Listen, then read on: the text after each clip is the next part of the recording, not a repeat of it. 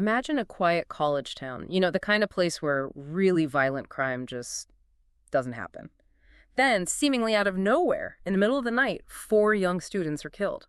Just like that. Yeah, the impact of something like that, it's devastating. It sends shockwaves, fear, so many unanswered questions through the whole community. And that's exactly what happened in Moscow, Idaho, back in November 2022. The Idaho murders. 4 University of Idaho students gone. For a long time, it was just this chilling mystery. A complete mystery. But that changed recently, and quite suddenly, didn't it? With Bryan Kohberger's guilty plea. Exactly. A really unexpected turn that brought the legal side of things to a close, though. It's definitely a complex ending. Very complex. So in this deep dive, we're going to unpack how investigators even got to Kohberger in the first place, that meticulous investigation. We'll look into his profile, the chilling details there. And the plea deal itself. What it means, how it came about. Right. And crucially, the reactions from the victims' families, which were, well, deeply divided. We really want to explore what this kind of resolution means for justice and maybe for healing, if that's even possible. Let's get into it. Okay, so let's go back to that morning, November 13th, 2022. Moscow, Idaho. Just horrific.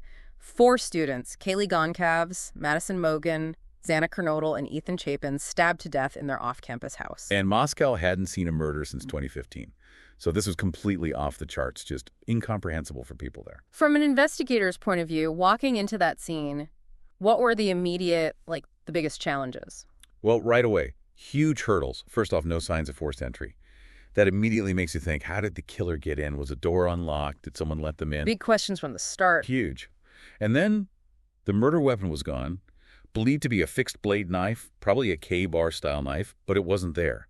That's a critical piece of evidence missing from day one. And the victims themselves, what did the autopsy show? The autopsies confirmed multiple stab wounds for all 4.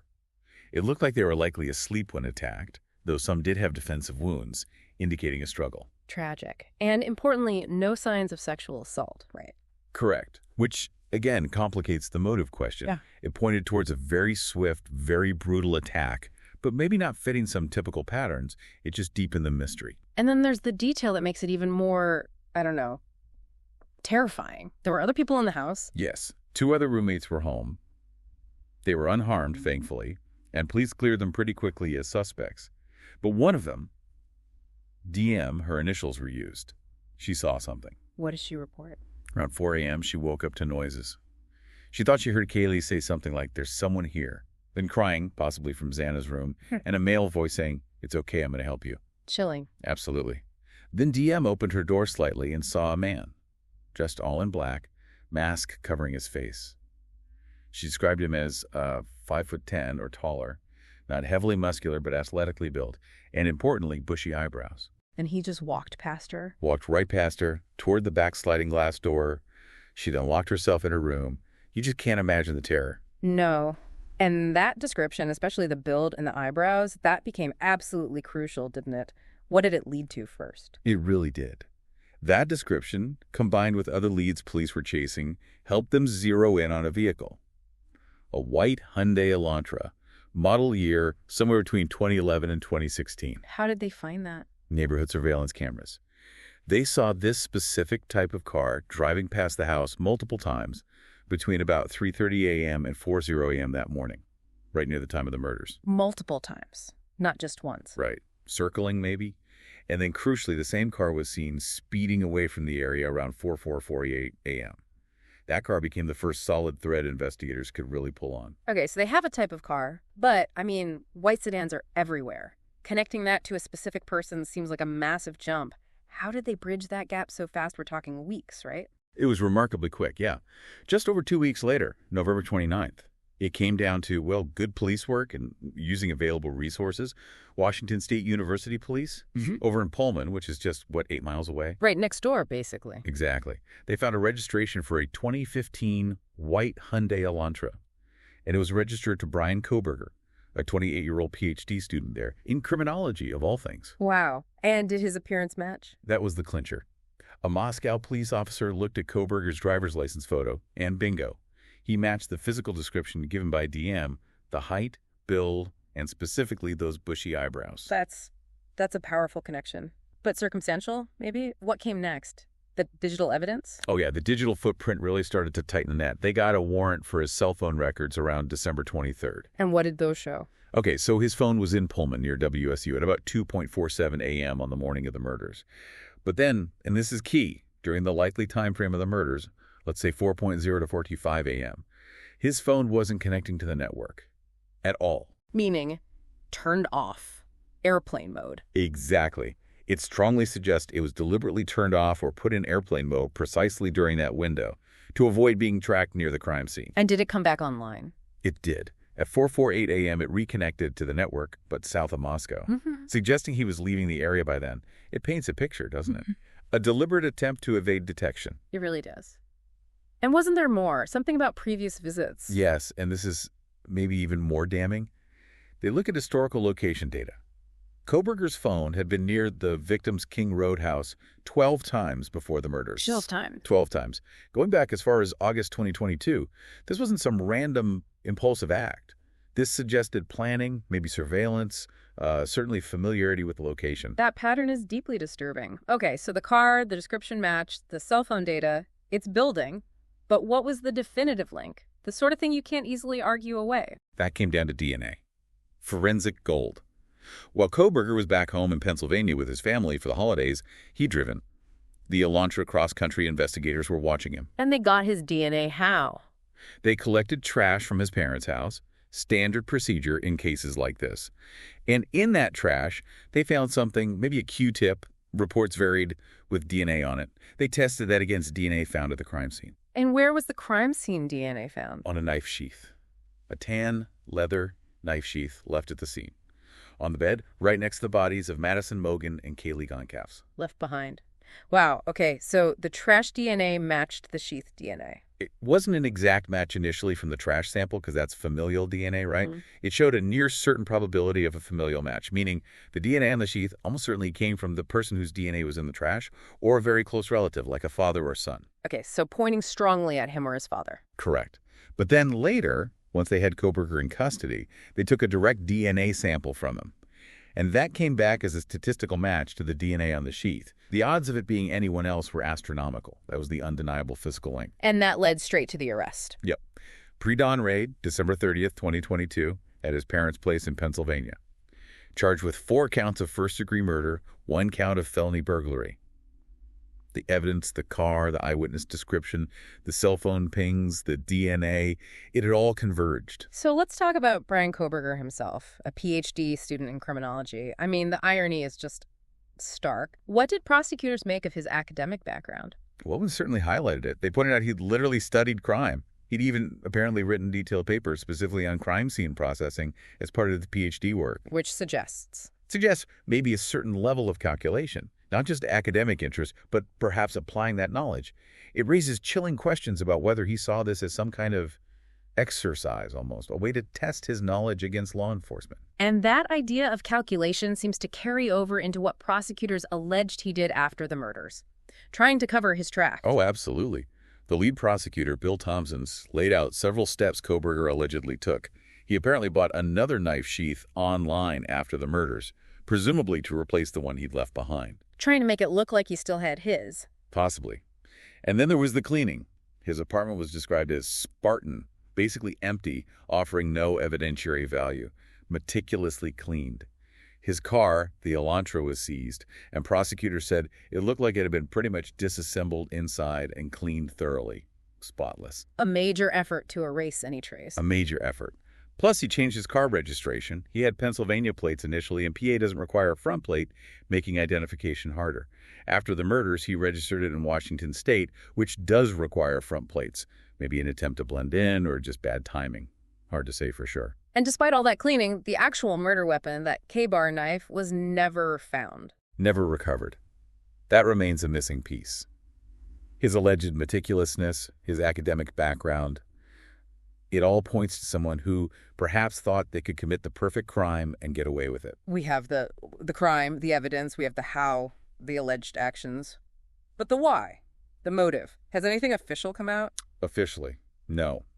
Prosecutors haven't stated a definitive motive. And that's often the most haunting question for the public and, of course, the families. But there's been speculation. Right. Theories floating around. Loads of speculation. Some reports suggested he might have been stalking one or more of the victims. There was talk he'd sent social media follow requests, particularly Madison Mogen, that went unanswered. Theories about incel ideology, involuntary celibate, which is sometimes linked to anger towards women. Some fellow students reportedly described him as misogynistic at times. So, pent-up rage. Maybe. Or something else. Or maybe a darker fascination with murder itself. The idea of committing the perfect crime we talked about, proving his intelligence. Some even noted the date, November 13th, is the anniversary of the start in the Amityville horror events, suggesting maybe some kind of morbid tribute. But again, pure speculation on that front. It's all deeply unsettling. Now, there was also some analysis of his behavior, his body language, particularly in court. Dr. G, a forensic psychologist, weighed in. What did she observe? Yeah, her observations were fascinating. She noted his incredibly low blink rate in court and just very little visible emotion.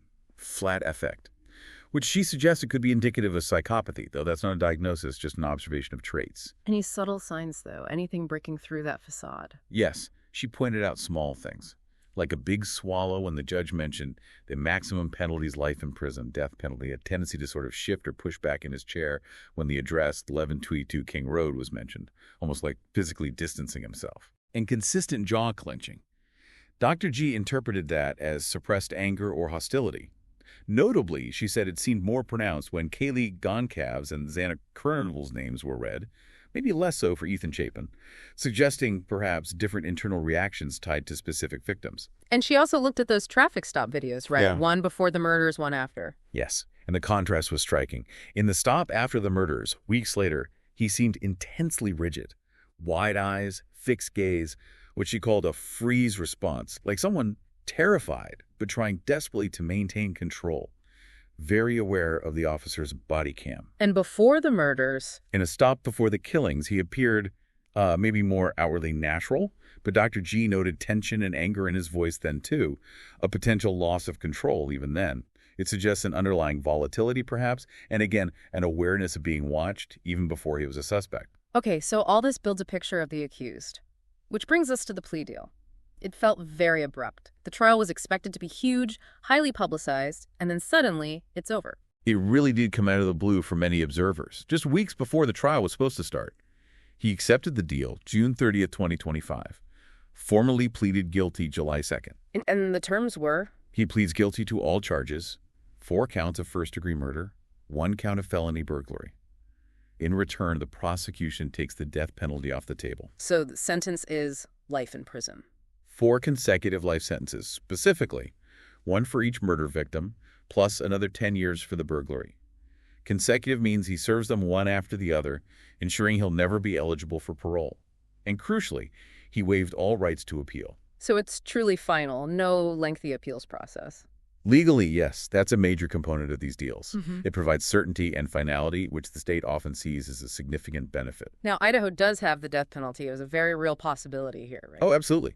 Capital punishment is legal in Idaho for first-degree murder, especially with aggravating factors. In this case, had them in spades, multiple victims, murder committed during a burglary. He was definitely eligible. And didn't Idaho recently change its execution method? Yes, that's relevant context. Because of difficulties getting the drugs for lethal injections, Idaho actually passed a law, signed March 2025, making the firing squad the primary method, effective July 2026. First state to do that. So the state is serious about capital punishment, which makes taking the plea deal maybe more significant for Kohberger? Potentially, yes. It removes that ultimate penalty definitively. Okay, but this plea deal, while providing legal finality, caused a huge rift among the victims' families. Their reactions were powerful and pointed in completely opposite directions. They really were. It highlights just how complex justice can feel for those most affected. On one side, you had the families of Madison Mogen and Ethan Chapin. They publicly supported the plea deal. Why? What was their reasoning? They spoke about relief. Relief from avoiding a long, potentially traumatizing trial filled with gruesome details. They wanted to, quote, embark on a new path of hope and healing. For them, the certainty of life without parole, without endless appeals, was preferable. But the other families felt very differently. Very differently. The families of Kaylee Goncalves and Xana Kernvel's were strongly opposed. Reports said they felt beyond furious, failed by the state for making this deal. Kaylee's father, Steve Goncalves, has been very outspoken throughout. Extremely. He actually walked out of the courtroom right before Kohberger entered his plea. His quote was, "I'm just getting out of the Sioux, just raw anger and frustration." And Kaylee's sister, Aubrey Goncalves, also spoke out powerfully. She lamented that a life sentence still allows Kohberger to live, to speak, form relationships, engage with the world, while their loved ones were silenced forever. That disparity felt deeply unjust to them. And wasn't the Goncalves family involved in that firing squad legislation? Yes, some reports indicated they were actively involved in lobbying for that law. It underscores their desire for the death penalty in this case, for what they saw as the only appropriate punishment. So you have this profound split. How does the legal system navigate that? Do prosecutors need the family's agreement for a plea deal? Legally, no. As legal experts like James Allen Fox point out, victims have the right to be heard in court, but prosecutors represent the state of Idaho, not the individual families. They don't need family consent to offer or accept a plea deal. What's the rationale from the state's perspective, then, for offering a deal the families might oppose? Several factors likely played a role. Primarily, it guarantees a conviction and eliminates the risk, however small, of an acquittal at trial. It saves enormous state resources, time, money that a lengthy capital trial requires.